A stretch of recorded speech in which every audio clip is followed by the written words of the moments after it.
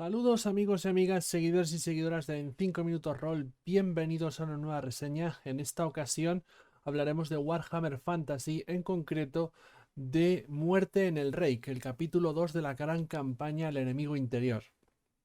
Muerte del Reich, como digo, que continúa los acontecimientos tal y donde los dejó el anterior capítulo, El enemigo en las sombras, que ya podéis disfrutar en castellano de manos de Debir.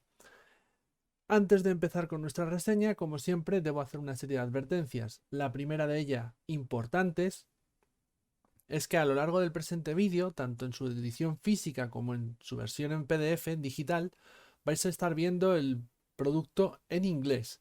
Esto es así porque nosotros estamos siguiendo la línea en su lengua materna y además porque este producto en cuestión, Muerte en el Reich, todavía no ha sido publicado en castellano por parte de Debir. De esta manera nos estamos adelantando a su publicación por parte de la editorial española y así poder ofreceros en esta reseña toda la información que necesitéis saber sobre este libro en concreto. Segunda advertencia que debo de hacer, ¿cuál es mi bagaje con esta aventura en concreto? Bueno, pues de momento no la he jugado todavía, ¿de acuerdo? Solamente esta reseña solamente está hecha con la lectura de la misma. El plan, la planificación que tenemos en este canal es jugar esta campaña del enemigo interior, al menos de momento el primer capítulo, y lo ideal sería ir jugando los siguientes, pero todavía no hemos empezado, así que de momento la reseña, el bagaje que tengo para hablaros de ella es simplemente con la parte leída, toda la información que os proporcione, por ende va a ser con la experiencia que he tenido leyendo el libro y no con la de juego. Por lo tanto, digo esto para que si no os interesa esa información, si lo que queréis saber es la opinión de alguien que ya la haya estado jugando o que tengan esa experiencia de juego, como digo, bueno, pues no os preocupéis, podéis parar el vídeo, podéis salir del mismo y en paz, y, amigos, yo eso lo entiendo. El último aviso que debo de hacer es que como este es el suplemento de una aventura, evidentemente a lo largo del vídeo no me voy a contener ni lo más mínimo y va a haber todo tipo de destripes y revelaciones que os pueden estropear muchas de las sorpresas de la aventura. Por ende, si tenéis pensado jugarla, sobre todo como jugadores, yo os recomendaría que no vieseis esta reseña porque os va a estropear la experiencia de juego final, ya que conoceréis muchas de las sorpresas que trae la trama de la misma. Por último, cuando este libro esté a la venta, yo os recomendaría que lo compréis en nuestra tienda patrocinadora padarrol.com, que tiene un excelente servicio de atención al cliente, unos precios muy competitivos y que además, si estáis atentos a sus redes, muchas veces ponen códigos que os hacen algún tipo de descuento en la compra. Así que no hay mejor lugar en el que adquirirlo, según mi juicio, y hecha esta pequeña promo, vamos a empezar, como siempre lo hacemos, con la edición física y la presentación visual en esta reseña.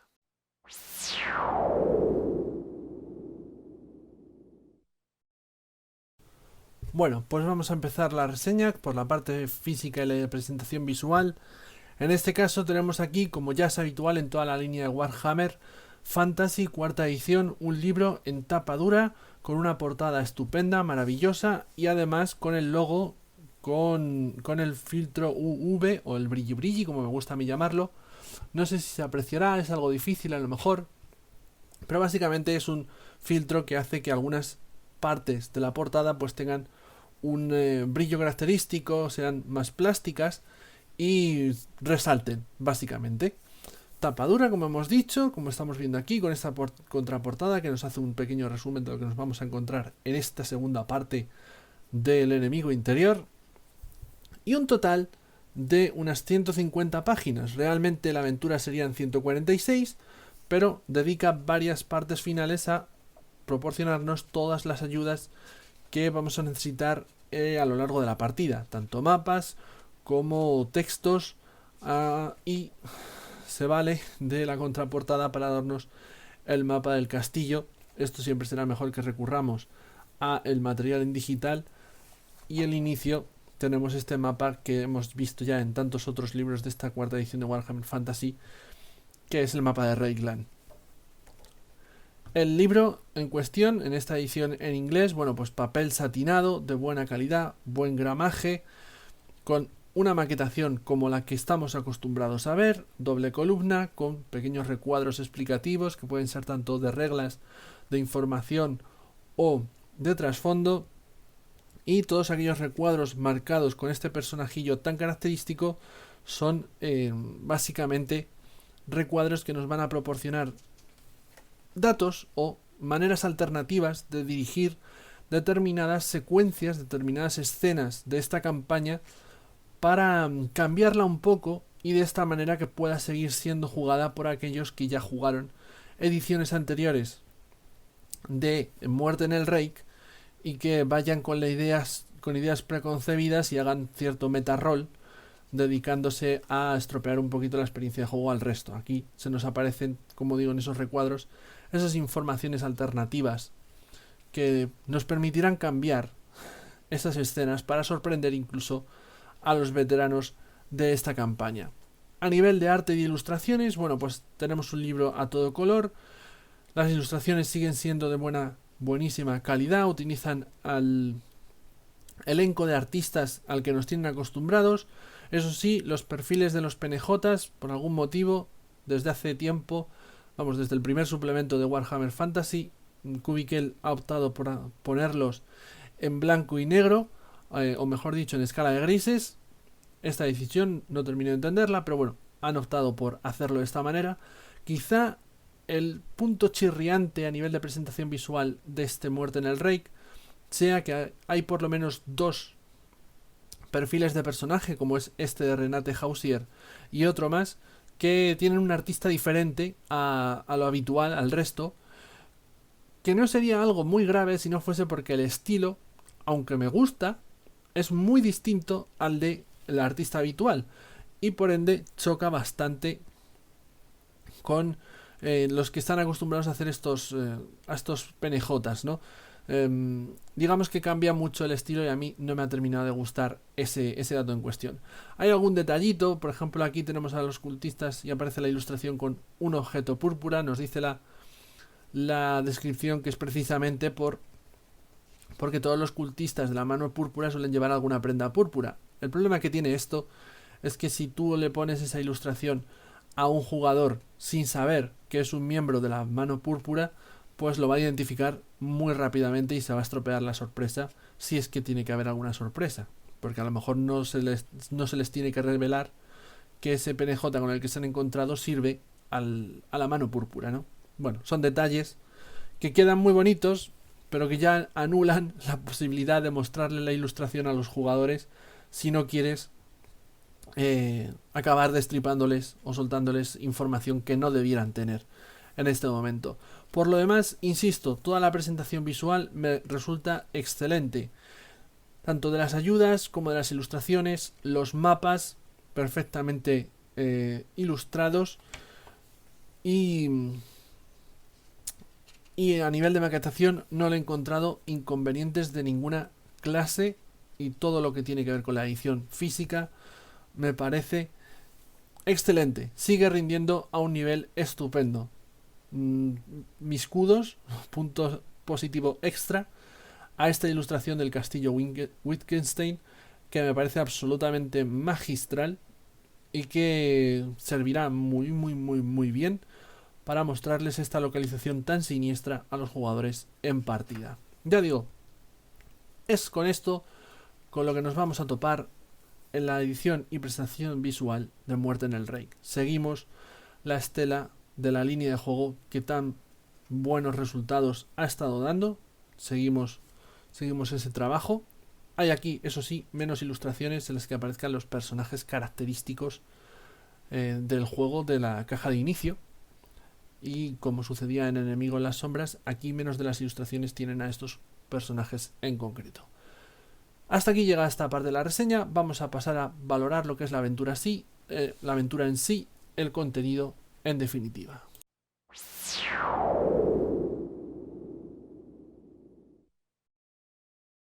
Metidos ya de lleno en este segundo capítulo de Muerte en el Reich, de lo que es la aventura en sí misma, ¿qué nos vamos a encontrar? Esta segunda parte, ¿de qué va en esencia? Bueno, pues lo primero que tenemos que tener en cuenta es que al contrario de lo que sucedía en el primer capítulo, en El enemigo en las sombras, que podría dividirse esa aventura en dos diferentes, ¿no? Digamos que teníamos una primera parte en la que los personajes harían un viaje hasta llegar a Bogenhafen, se moverían bastante por el imperio, sobre todo por la zona, vamos, por la zona de Reikland, ¿no? Sería el gancho de la aventura y tendrían una serie de encuentros mediante un viaje en caravana. Y luego teníamos una segunda parte, Sombra sobre Bogenhafen, ya centrado en la ciudad, en la que los personajes no abandonarían la ciudad y dedicarían todas las sesiones de juego a investigar los sucesos y las conspiraciones que se ocultaban en esa ciudad imperial en concreto. Dependiendo de si habían tenido éxito o no al final de la misma, pues el imperio estaría a salvo o por el contrario se habría abierto un portal del caos por el que estarían entrando demonios y el emperador tendría que movilizar sus tropas para detener esa invasión. Muerte en el Reich retoma los acontecimientos en ese punto. Los personajes han huido de Bogenhafen y nos hablan y nos comentan todo lo que los pequeños cambios que tendremos que hacer si se hubiese dado el caso en que los personajes del primer capítulo hubiesen fracasado en su intento y el portal del caos se hubiese abierto, ¿no? Pero son cambios muy nimios que no afectarán al grueso de esta segunda aventura. Y decía al principio, al contrario que la primera parte. ¿Por qué al contrario que la primera parte? Porque Muerte en el Reich no está dividida en, digamos, un par de aventuras más o menos diferenciadas, sino que es una aventura toda ella completa. Lo que pasa es que es una aventura muy abierta en la que los jugadores, poco después de abandonar Bogenhafen, van a hacerse con un barco que pasará a ser de su propiedad y que les va a permitir ir moviéndose a lo largo del Reich por diversas poblaciones y diversas localidades. Todo ello en la búsqueda de saber quién es la tal Etelka Hersen, de la cual tienen una carta y saben que es un lazo de unión, un lazo de conexión con el culto al que pararon los pies, si es que tuvieron éxito, en el capítulo anterior, en Sombras sobre Bogenhafen. Con esa búsqueda y ese acudir hacia la casa de esta mujer, acabarán enmarañados en las maquinaciones de otro culto diferente al que les está persiguiendo. Recordemos que el culto que les está persiguiendo es la mano púrpura. Aquí la corona roja, otro culto del Zench con otros objetivos diferentes, enfrentado a la mano púrpura, pues tiene sus propios objetivos y Etelka Hersen es uno de los líderes, es una de las líderes de este culto que lo que planea es conseguir un enorme piedra bruja, literalmente un meteorito que cayó hace cientos de años de Morsliev, la luna del caos, y que sospecha dónde ha podido caer, aunque luego descubrirán que no está en esa zona porque ya en el pasado lo consiguió, digamos que lo retiró de allí y se lo llevó a sus propias posesiones un noble mago llamado Dagmar Wittgenstein, que será una parte final que ahora comentaré. Más o menos ese es el grueso de lo que está pasando en este segundo capítulo. Los personajes, por ende, en esa búsqueda de Etelka Hersen, al final se acabarán enterando más mal que bien cuáles son sus objetivos e intentarán ellos mismos conseguir la piedra, la famosa piedra bruja, el trozo de meteorito de piedra bruja, para evitar que caiga en manos de este culto. Todo ello mientras por el camino son acosados por los miembros de la mano púrpura que siguen pensando que uno de los personajes es uno de sus miembros, Castor Lieberon, uno de sus líderes, y que han oído hablar de esa herencia, recordemos, falsa del primer capítulo, y quieren que Castor pues entregue la herencia al culto como es su deber, por más que se encontrarán con los personajes, le harán señas, los personajes seguirán sin saber exactamente qué le pasa a estos tipos que van con manos púrpuras o ropas púrpuras y que les salen al paso. Bueno, pues todo eso tendrá más o menos lugar en esta aventura. Pero decía decía que este segundo capítulo de Muerte del Rey, es mucho más abierto porque, como mencionaba, los personajes tienen un barco y les va a permitir moverse con cierta libertad por, todo lo que tiene que ver con el Reik, por ese gran río comercial navegable que es el Reik, y las localidades aledañas al mismo, hasta el punto de que podrán incluso comerciar eh, y ganarse unas cuantas coronas de oro por el camino. Realmente, la aventura tal y como la veremos aquí planteada sí que tiene una estructura, ¿de acuerdo? No estamos aquí ante un sandbox en el que los personajes pueden hacer lo que quieran y llegados a ciertos puntos pues van a saltar puntos argumentales, ¿no? De alguna manera, es decir, el momento argumental que hace avanzar la trama.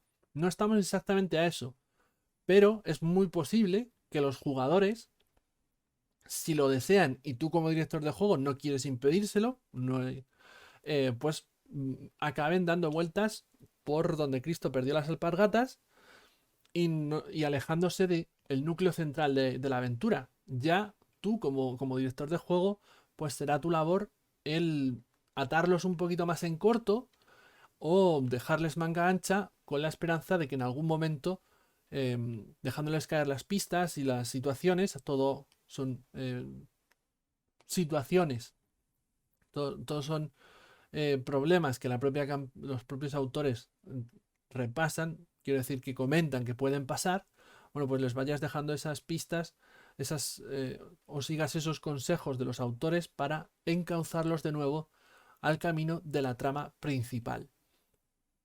Y es que la trama principal realmente va a ser esos viajes que les llevarán por distintos puntos del rey, diferentes localidades, hasta el punto que tendrán que subir y bajar el río varias veces. Y sí que es cierto que llegado a determinado momento, sin que los jugadores lo sepan, tú como director de juegos sí lo sabrás, se va a iniciar una especie de cuenta atrás. Y es que acaba iniciándose una carrera con el culto de la corona roja, con Etelka-Hersen y sus minions, por llegar hasta el meteorito de piedra bruja antes que los personajes. Si los personajes empiezan a entretener, pues los villanos llegarán antes y se harán con este, con este meteorito. Si por el contrario los personajes se encauzan en la aventura, en lo que es la aventura, y siguen un poco el camino correcto, vamos a decirlo así, pues no debería haber ningún problema para que se topen con la información o lleguen antes que los villanos, que los malos, vamos a decirlo así. Ya digo, es un momento en el que, bueno, de una parte de la aventura que sí que tiene un poco esa carrera contra el tiempo que los jugadores ignorarán, pero que, bueno, tú como director de juego les podrás ir dejando caer un poco la información de no sois los únicos que estabais persiguiendo esto, ya tenéis pistas de que hay otras fuerzas que están detrás de este objeto y a lo mejor se os adelantan, ¿no? Es decir, si perdéis el tiempo. En fin, es en ese sentido una segunda aventura, ya digo, muy abierta, con mucho toque aventurero, ya que al no estar sellada, no estar cerrada en una única localización, pues va a permitir que los jugadores conozcan bastante de lo que es, más que el imperio, lo que es Reyland y sus diferentes gentes, sus diferentes razas o especies que conviven en esta gran nación humana, y les va a permitir ver un poquito más del universo de Warhammer y sobre todo, tener una sensación de que esto es una aventura y no tanto una aventura de investigación, sino una aventura, bueno, un poquito más heroica. Y dejo al poquito, ¿eh? Porque esto tampoco es D&D. Sigue siendo Grim and Perilous, ¿no? Sigue siendo, bueno, pues letal, ¿no? Aquí, por ejemplo, puede darse el caso de que si los personajes se caen al río, pues los ríos están sucios, tienen bichos, tienen enfermedades y pueden acabar contrayendo enfermedades. No solamente te caes al río y te mojas, no. Todo es un peligro porque la vida es bastante miserable. Recordemos que esto es Warhammer y en todas estas cosas se tienen que notar de alguna manera, ¿no? Más cosas que me gustaría comentar de esta aventura, ¿no? De este muerte en el Reich.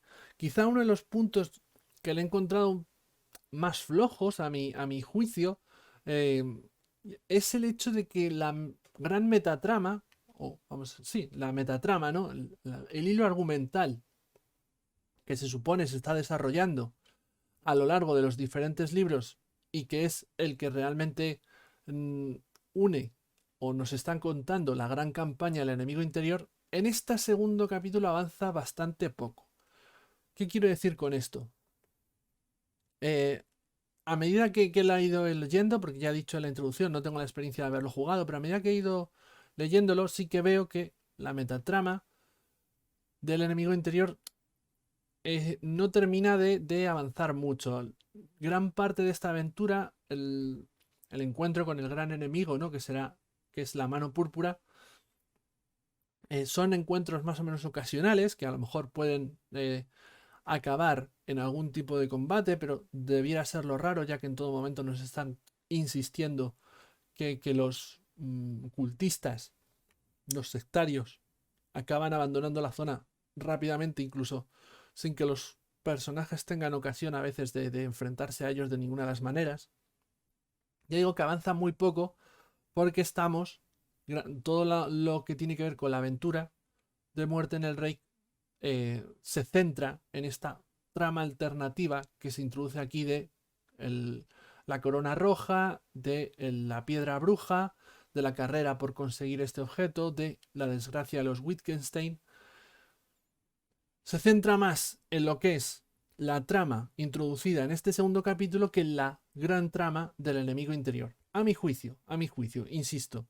Esto es una visión, es un punto de vista que, ya digo, un punto negativo que le encuentro.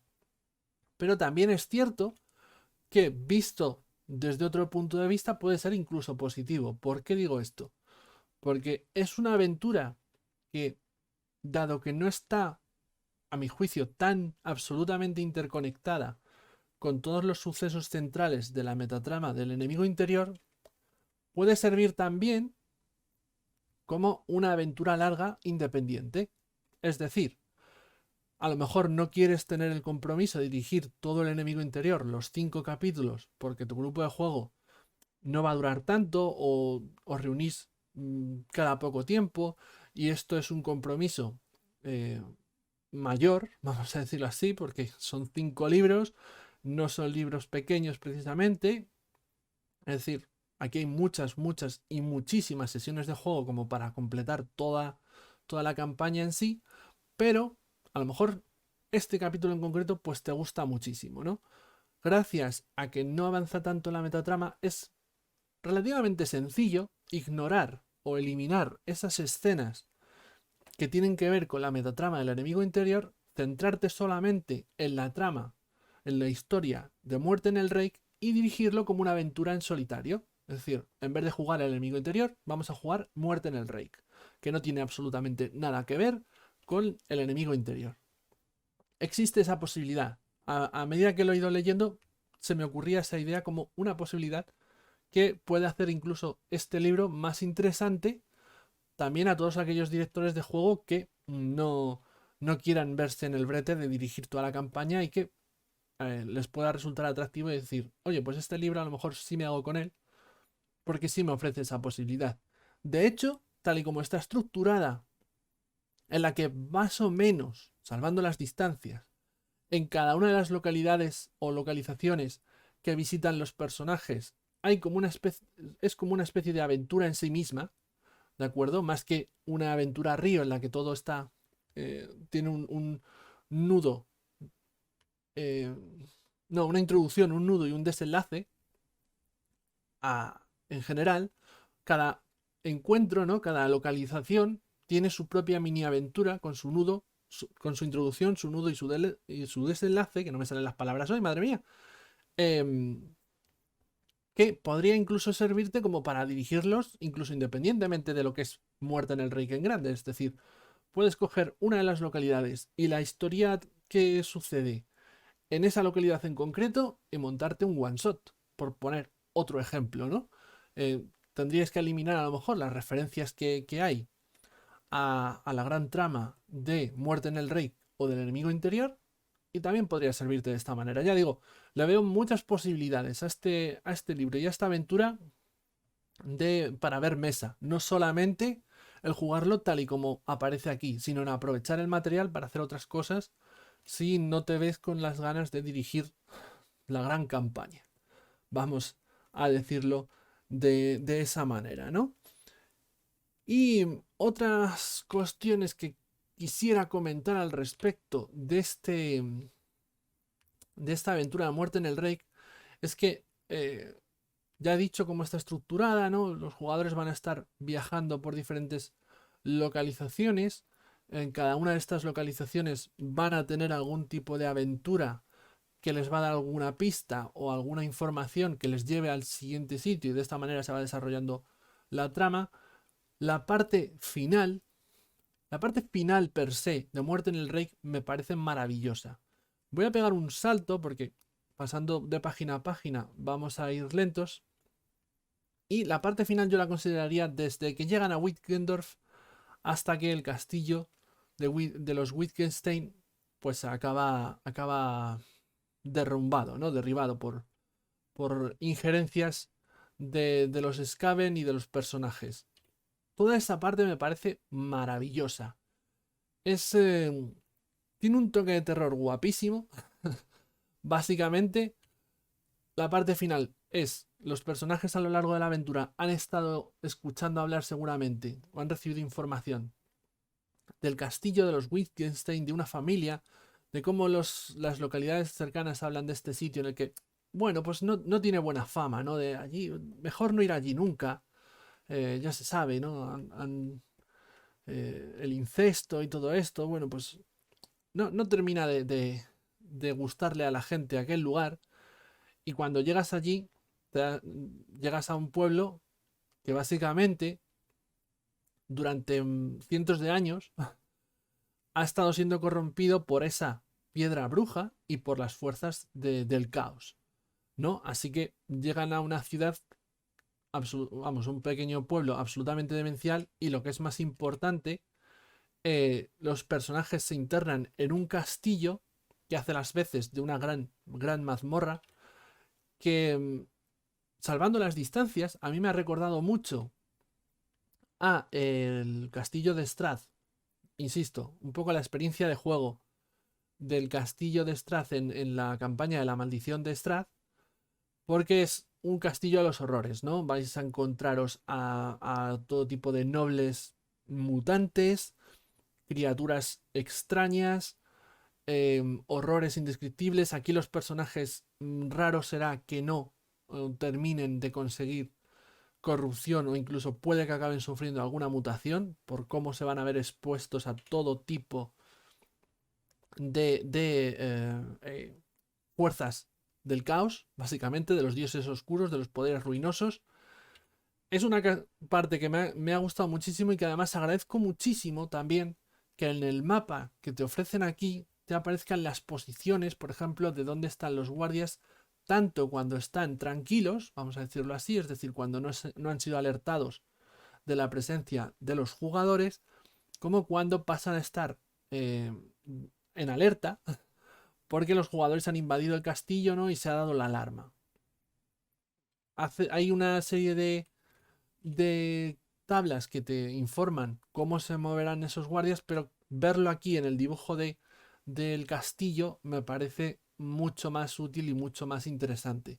Y ya digo, es un castillo que cada maldita habitación que tiene es una maravilla y me ha encantado algunos de los PNJs que encontrarán los jugadores aquí que son memorables, ¿no? Toda esta familia de los Wittgenstein, que son los herederos descendientes de Dagmar, aquel mago que se hizo con la piedra bruja.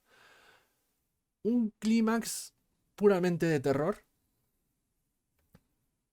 que respira Warhammer por todos lados, básicamente. Eh, me ha parecido genial. Por eso, resulta algo anticlimático y quizá negativo que realmente Muerte en el Reich no termine en este castillo, sino que continúe la aventura algo más. Me explico porque esto tiene una explicación, ¿vale? Originalmente, tal y como nos dicen los autores, originalmente el final de Muerte en el Reich era exactamente el castillo. Según lo leas, es lo que se respira. Localización final, momento clímax último de la campaña. Si los jugadores acaban superando esto, bueno, pueden darse con palmas con las orejas, porque ole por ellos, ¿no? A lo que habéis sobrevivido. Pero para esta cuarta edición se ha optado por incluir también no una aventura completa, pero parte de una aventura que se publicó posteriormente en su día, llamada Carrion Up the Rake, y que venía a solventar un problema que originalmente se habían encontrado los autores que sucedía con este segundo capítulo de la campaña del enemigo interior. Y es que como a los jugadores se les proporcionaba un barco y la posibilidad de comerciar, sucedía que muchos grupos de juegos quedaban inmersos en este juego de comercio, totalmente perdidos en este juego de comercio, y acababan obviando la campaña per se, porque el tercer capítulo empezaba directamente en la ciudad de Middenheim y asumía que los jugadores habían ido hacia allí, pero esto no tenía por qué ser así. Carrion Up the Rake, esta aventura publicada posteriormente, pretendía ser el nexo de unión entre el capítulo 2 y el capítulo 3. Y en ese proceso, quitarles el barco a los personajes para, aparte de darles la misión, que les obligase a acudir a Middenheim. De esta manera, se evitaba que los jugadores se centrasen en esa parte comercial y se hiciesen excesivamente ricos, y además los forzabas a ir a la localización del capítulo tercero del enemigo interior. Es una buena solución, ya que por propia experiencia, conociendo a algunos de mis jugadores, es una cosa que puede suceder, ¿no? Que se acaben centrando demasiado en ese minijuego de comerciar y de obtener esas riquezas que desequilibren las aventuras, desequilibren la campaña. ¿Cuál es el problema? Bueno, en esta cuarta edición se ha optado por introducir en este segundo capítulo parte de esa aventura de Carrion Up the Rake. Bueno, realmente nos dicen que está entera, pero yo no sé si realmente está entera. No tengo la impresión de que no está entera, porque esta parte final de Carrion Up the Rake termina en Altdorf y no en Middenheim. Por lo que me parece que la parte que llega hasta Middenheim estará en el tercer capítulo. Esto está bien, que se haya querido hacer así con la cuarta edición, incluirlo directamente en este libro, repartirlo de alguna manera. ¿El problema cuál es? Pues que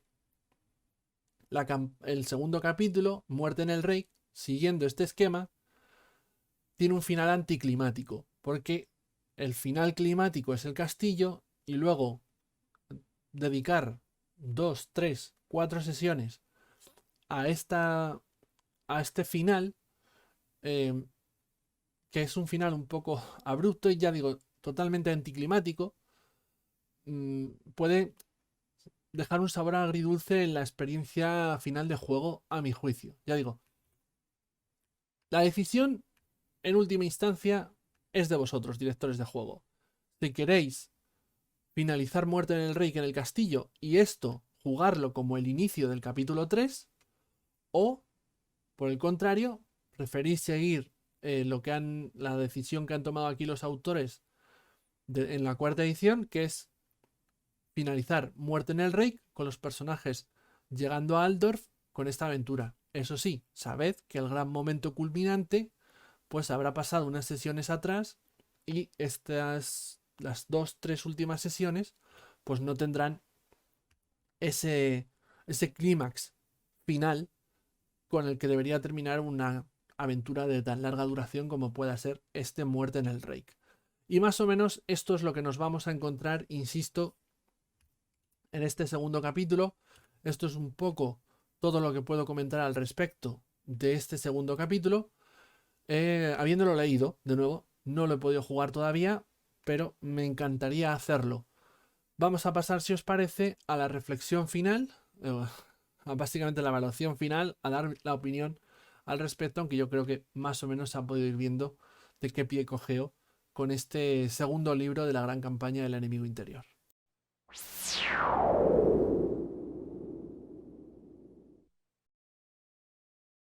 Bueno, pues llegados a este punto, como decía, la valoración final, mi opinión personal al respecto de este segundo capítulo de la campaña del enemigo interior, de Muerte en el Rake, es, habiéndola leído, de nuevo, no la he podido jugar todavía, es mi intención, como he repetido más de una vez a lo largo de este vídeo.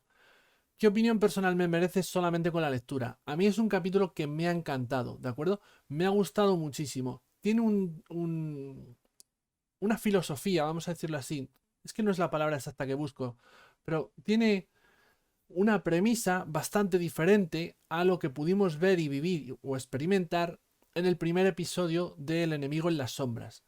Ya que mientras que aquella sí que tenía, bueno, tenía una parte de viaje que era llegar hasta Bogenhafen, pero el grueso del enemigo en las sombras, quizá lo más relevante, sobre todo, tenía lugar en la ciudad de Bogenhafen y a los personajes moviéndose como, bueno, pues por la ciudad, investigando esta, ese culto secreto que había en la ciudad, ¿no? De Bogenhafen.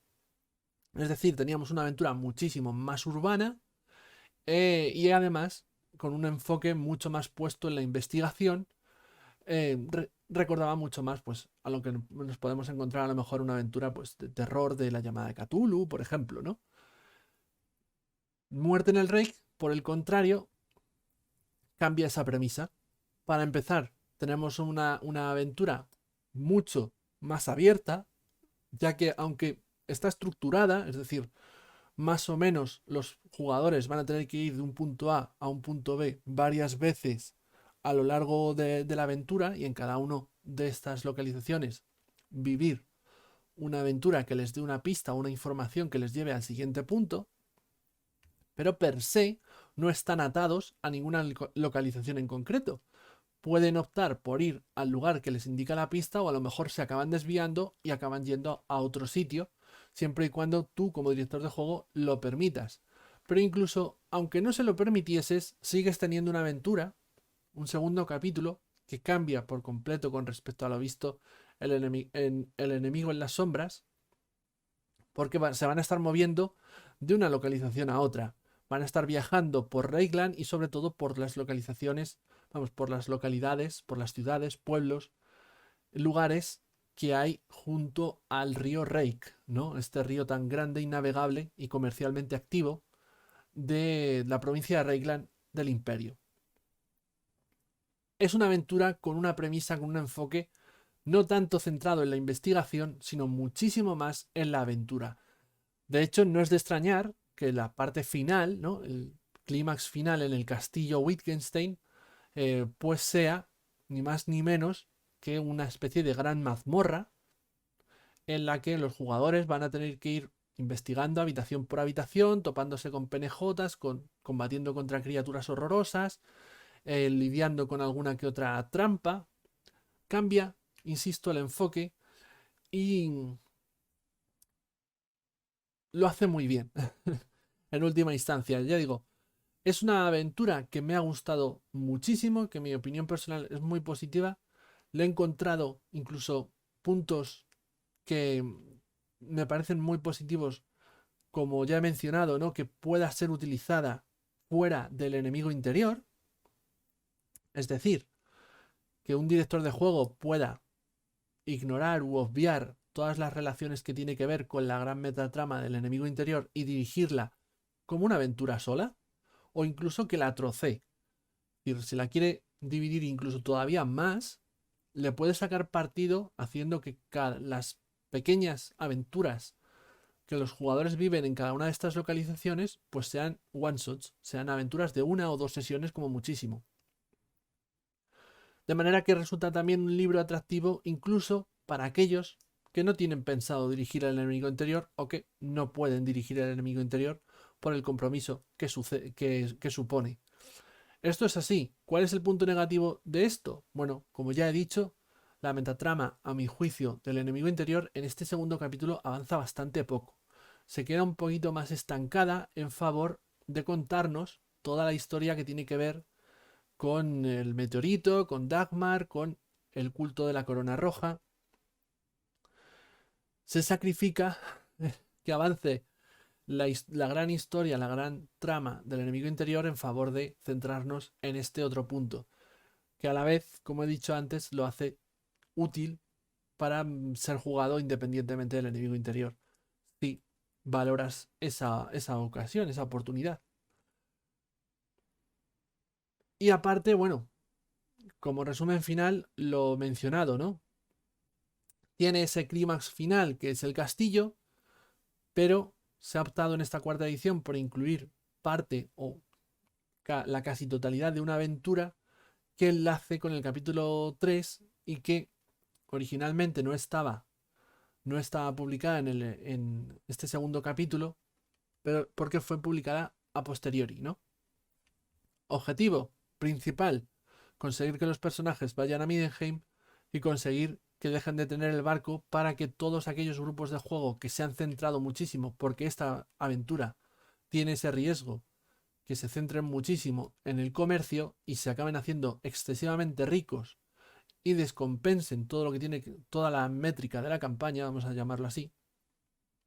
Bueno, pues el objetivo es quitarles esa herramienta, por duro que pueda parecer, para forzarles a seguir la campaña. Es necesario, un acontecimiento necesario.